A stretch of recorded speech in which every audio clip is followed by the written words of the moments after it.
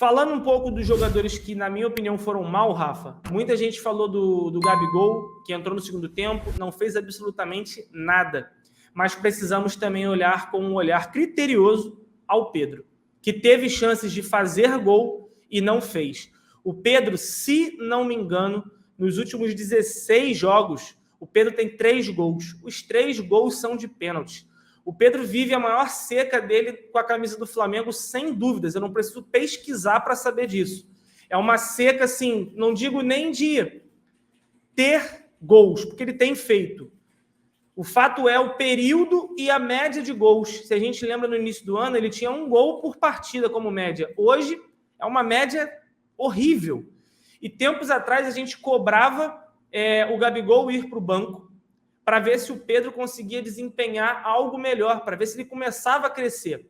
E hoje eu não posso ser também injusto de achar que o Pedro também já teve inúmeras oportunidades, o Pedro já vem sendo titular há algum tempo, e o Gabigol em alguns jogos foi titular, mas a maioria deles importantes, como a final, o jogo de volta contra o São Paulo, ficou no banco. E eu não estou aqui para defender Pedro ou defender Gabigol, mas eu acho que agora é o momento de usar a inteligência. E um momento de inteligência, Rafa, voltando ao assunto da parte psicológica, eu acho que você, quando preserva um jogador que está tentando, mas não está conseguindo performar, e coloca outro que, por mais que também esteja mal, mas pelo menos você vai tentar gerenciar isso para formar uma dupla de jogadores que vão brigar pela vaga, e isso só pode ter um resultado, uma melhora no desempenho. Eu acho que se para o próximo jogo agora do Flamengo, contra o Corinthians, o Gabriel é titular e o Pedro vai para o banco, isso já pode ser um sinal de que os dois vão ter que trabalhar, porque está dando um recado, você está mal. Se vai acontecer ou se não vai acontecer, isso é uma outra coisa. Eu não estou aqui para falar o Gabigol merece ser titular. Não. Eu só estou tentando explicar que a gente está vendo o Pedro ter oportunidade, uma sequência, e também não está dando certo. Vamos tentar trocar. Tenta encontrar uma solução. Ah, mas Cleito, dá para fazer até outra coisa. Pega, coloca, sei lá, o Luiz Araújo de um lado, centraliza o Bruno Henrique. Faz algo. Tenta encontrar uma solução. Porque o Pedro, nesses últimos jogos, tem sido fundamental para vencer ontem, mas recentemente ele foi fundamental para alguns jogos que a gente perdeu. Ele perde alguns gols fáceis de carimbar contra o São Paulo. Rodadas anteriores ele também passa, às vezes, finalizando muito mal. Então, assim, não é apenas culpa do centroavante. A bola também tem que chegar com um pouco mais de qualidade. Mas eu acho que para o Pedro estão aparecendo chances e ele não está sabendo aproveitar. Que tal agora a gente tentar dar uma oportunidade ao Gabriel de novo? Porque, verdade seja dita, com um ou com outro tá uma merda. A gente tem que encontrar a merda que fede menos, Rafa. E eu acho que era um bom momento da gente fazer essa troca. Mais uma vez, porque vai ter gente falando que eu sou Gabizete, que eu sou isso, sou aquilo. Não, eu não sou Gabizete. Eu só apenas quero voltar a dar uma oportunidade ao Gabriel de jogar como centroavante em contrapartida de um Pedro que não está conseguindo desempenhar bem a função. Ontem, mais uma partida muito ruim dele.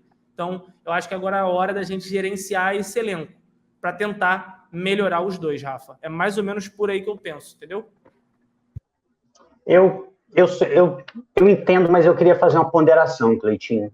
Porque a gente está falando de sequência de jogos do Pedro, né? Aí eu tive a curiosidade de olhar aqui, né, pelo Campeonato Brasileiro. Pode Pedro até ser que eu não tenha a real a visão do quantos jogos o Pedro tem jogado titular, né? Também tem isso. Eu não tenho, por isso que eu fui olhar. Por isso que eu quis olhar. O Pedro, ele joga, né? Nesse jogo ele jogou um pouquinho menos porque ele sentiu o adutor, mas o Pedro hoje é o titular. Ele joga contra o Bahia, contra o Goiás, contra o Atlético e contra o Botafogo. Antes, no jogo contra o Inter, o Pedro joga só 25 minutos. Depois, no jogo contra o Coritiba, o Pedro joga só 8 minutos. Depois do jogo contra o São Paulo pelo Brasileiro, o Pedro joga só 27 minutos. Então, talvez o Pedro ainda não tenha tido essa sequência a ponto da gente decretar que ele não conseguiu corresponder de acordo com os minutos que foram dados. Se a gente for pegar a titularidade do Gabigol, pelo menos com o Sampaoli, a gente vai ter uma enorme sequência de jogos. O Pedro ainda tem pouco tempo de jogo para a gente considerar uma grande sequência. É só isso que eu quero ponderar. E eu quero ponderar também, Cleitinho, e aí eu vou voltar um pouco na fala do Renan e do Bigode ontem, que eu achei interessante quando eles falaram que o Gabigol é um a menos, né? Eu acho que o Pedro jogando mal e o Gabigol jogando mal, eles acabam tendo impactos diferentes no time. Eu acho que o Pedro, mesmo abaixo da condição técnica, ele consegue exercer uma função minimamente útil. Ele consegue ter uma disputa física dentro da área, ele consegue ocupar a área adversária, ele consegue segurar os zagueiros, ele consegue fazer uma parede, ele consegue ser um incômodo, ele consegue ser uma presença à defesa adversária. E o Gabigol, quando está bem, todo mundo sabe o que é o Gabigol. O Gabigol é um perigo constante para o adversário. Mas o Gabigol, quando ele está mal, o que o Gabigol entrega? Nada. O Gabigol, bem, ele é um jogador que pode decidir uma Libertadores, ele pode decidir um Campeonato Brasileiro. Mas quando está mal, o Gabigol acaba sendo um a menos. Então, para mim, o momento do Pedro é ruim. Só que é um momento ruim que consegue entregar algo para o time. O Gabigol não tem conseguido entregar para o time.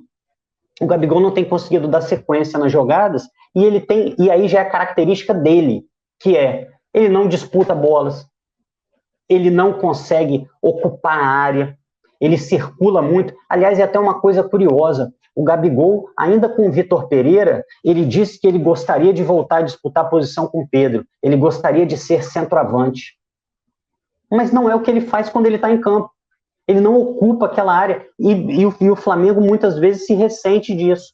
Então, nesse momento, eu não vou achar injusto se o Pedro for para o banco, porque eu acho que o Pedro, até pela qualidade que tem, não está fazendo por onde ser considerado um titular absoluto.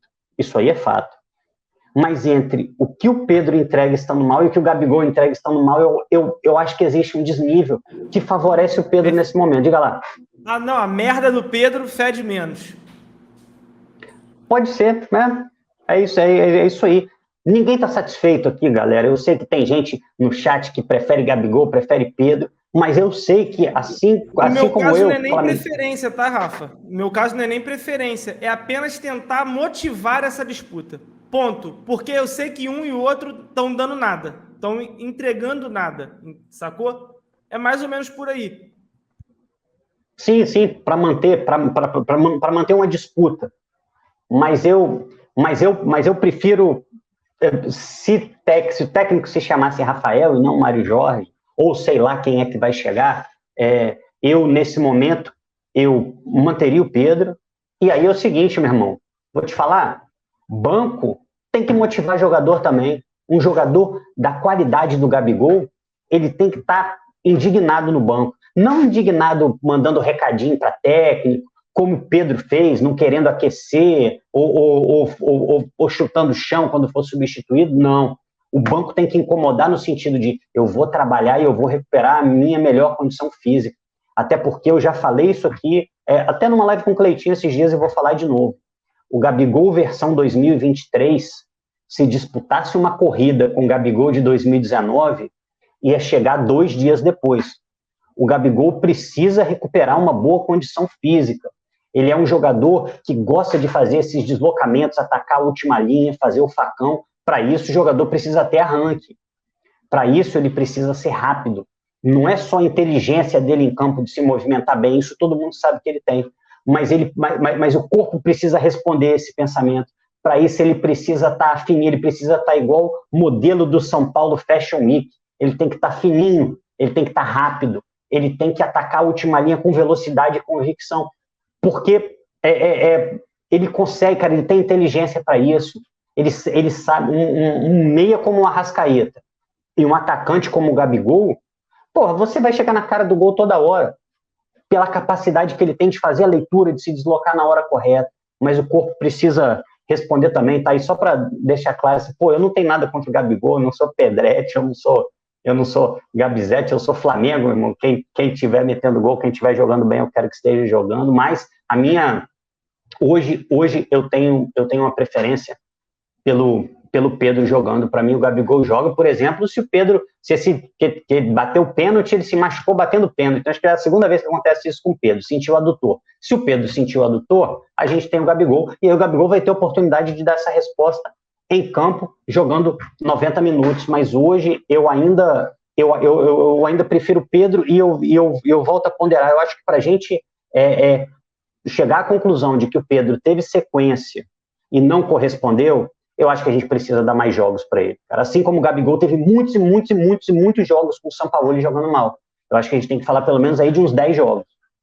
A não ser, lógico, que seja uma tragédia ou que o Gabigol entre bem no segundo tempo. Tem isso também, né? Eu sei que nem sempre o jogador entrando no decorrer do jogo, ele consegue fazer tudo aquilo que ele é capaz de fazer, mas o Gabigol começa a entrar bem, entra e faz o gol, entra e faz uma boa jogada, aí a gente pode começar a discutir, mas em relação a tempo de time titular, eu gostaria de ver mais alguns jogos para o Pedro